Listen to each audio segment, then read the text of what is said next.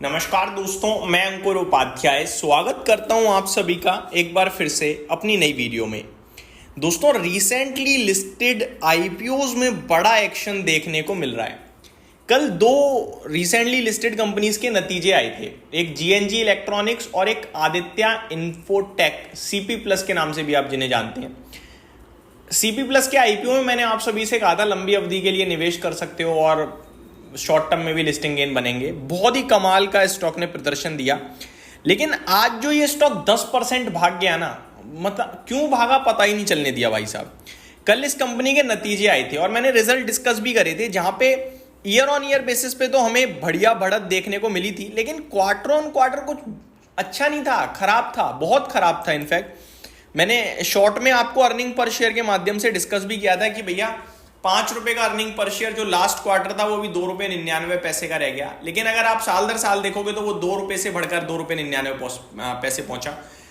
But 10% चलने लायक numbers तो बिल्कुल भी नहीं थे। यहां मैं आप सभी के साथ कुछ ऐसे आईपीओस के बारे में बात करता हूं जो अभी रिसेंटली ही आए हैं, लिस्ट हुए हैं, बेहतरीन कंपनियां हैं और म्यूचुअल फंड इंडस्ट्री के रडार पे हैं और वो खरीदारी कर रही है इन स्टॉक्स में। देखो, जो चल रहा है वो तो चल ही रहा है, हम उनको देखने की कोशिश करते हैं, ढूंढने की जो चल सकता है, अभी तक नहीं चला लेकिन वैल्यू है उसमें। पहले मैं आपको अभी का हाल बताना चाहूंगा। आज भी एक लिस्टिंग थी रीगल रिसोर्सेज की, 38% प्रीमियम के साथ स्टॉक ट्रेड करता हुआ दिखाया आज।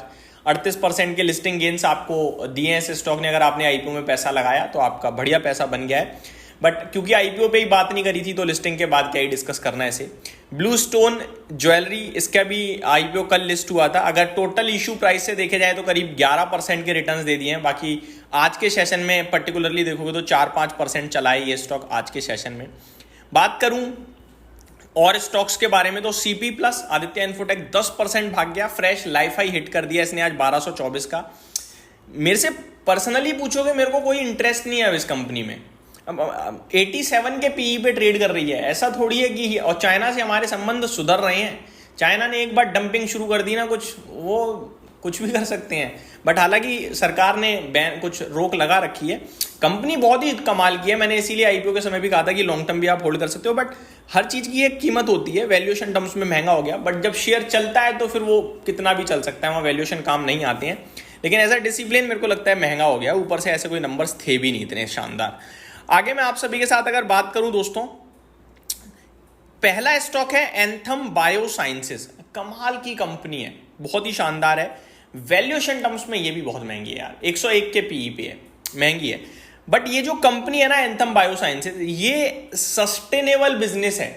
सस्टेनेबल इन द मीन, आप इस कंपनी का मैनेजमेंट का इंटरव्यू मैंने देखा, ये कह रहे हैं कि हमारे साथ जो काम करता है वो 8-8, 10-10 साल पुराना क्लाइंट है हमारा। मतलब जो काम कर रहा है वो इतने समय तक इनके साथ ही काम करता रहता है। इनकी एक रिसर्च टोटल पूरा ओवरऑल कंप्लीट होते होते 7-8 साल निकल जाते हैं, सोचो। तो ये काम बड़े लंबे समय वाला करते हैं। तो जब लंबे समय की आप बात करते हो, यानी कि आपको कंपनी आगे को लेकर सुनिश्चित करती है कि भैया है, खड़ी है, काम कर रही है, तो वो एक इनके लिए मतलब प्लस पॉइंट रहता है इनके इन्वेस्टर्स के लिए। वैल्यूएशन टर्म्स में तो महंगा है, लेकिन मैंने डेटा रीड करा दोस्तों जब आज म्यूचुअल फंड इंडस्ट्री का, तो मेरे को दिखा वहां पे कि एंथम बायोसाइंसेस जो रिसेंटली लिस्टेड स्टॉक है, इसमें म्यूचुअल फंड इंडस्ट्री ने 2700 करोड़ की बाइंग करी है। जो टोटल 44,500 करोड़ का फंड इनफ्लो हुआ है इस बार जुलाई मंथ में, उसमें से 2700 करोड़ आपका एंथम बायोसाइंसेस में आया है। एंथम बायोसाइंसेस का ओवरऑल मार्केट कैप 46,000 करोड़ का है। तो बढ़िया बाइंग देखने को मिली है as compared to other stocks Anthem Biosciences में। ये स्टॉक भी काफी शानदार है। एंड अगर मैं स्टॉक की बात करूं तो ऊपर 857 का जो आज ही इसने अपना लाइफ हाई हिट करा है। तो ये मैं अपने व्यूअर्स के साथ कहूंगा कि इस स्टॉक को अपने रडार पे रखें।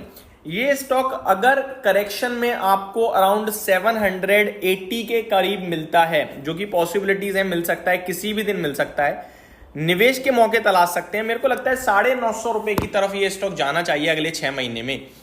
दूसरा स्टॉक दोस्तों जो मेरे को बड़ा ही अच्छा लग रहा है इस समय, वो है एचडीबी फाइनेंशियल सर्विसेज। मुझे अच्छे से याद है आईपीओ के समय मैंने कहा था कि पैसा लगाना चाहिए, ना केवल शॉर्ट टर्म के लिए, लॉन्ग टर्म के लिए भी।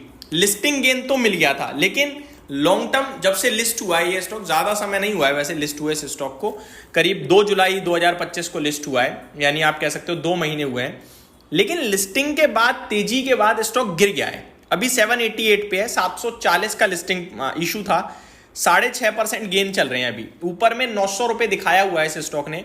अब कमाल की बात सुनो, म्यूचुअल फंड इंडस्ट्री ने 3900 करोड़ की इसमें बाइंग करी है जुलाई मंथ में।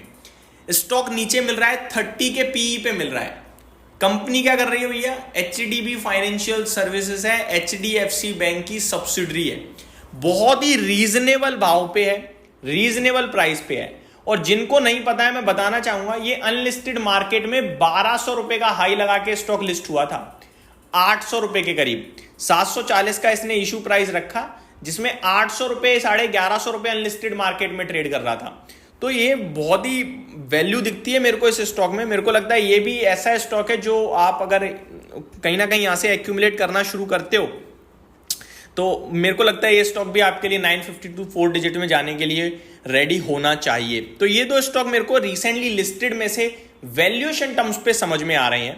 बाकी आप सभी के साथ कुछ अपडेट शेयर करूंगा जो मैंने शेयर करी थी आप सभी के साथ टाइमली अभी रिसेंटली 3-4 हफ्ते में। बहुत अच्छा प्रदर्शन रहा है बाजार के साथ। पहला यथार्थ हॉस्पिटल है, वैल्यूएशन टर्म्स पे ही पिक किया था 640 पे, कि पूरे के पूरे हॉस्पिटल क्षेत्र में तंगड़ी तेजी चल रही है। यथार्थ हॉस्पिटल एक दिल्ली एनसीआर बेस्ड हॉस्पिटल है जिसके वैल्यूएशंस पूरे हॉस्पिटल क्षेत्र में सबसे सस्ते थे, और मेरा 700, 750, 750 के 3 टारगेट्स थे। 740 रुपए का आज स्टॉक ने हाई लगाया है। तो यहाँ पे with in a month, with in 1.5 महीना हुआ है शायद ज्यादा से ज्यादा जब मैंने डिस्कस किया है। बाकी मेरा 6 महीने का टारगेट था। दूसरा स्टॉक दोस्तों ब्लैक बक, जिसको मैं ऑलरेडी डिस्कस कर चुका हूँ, 450 रुपीज पे आपके साथ 3 हफ्ते पीछे डिस्कस किया। आज के सेशन में 585 का फ्रेश हाई हिट किया है इस स्टॉक ने।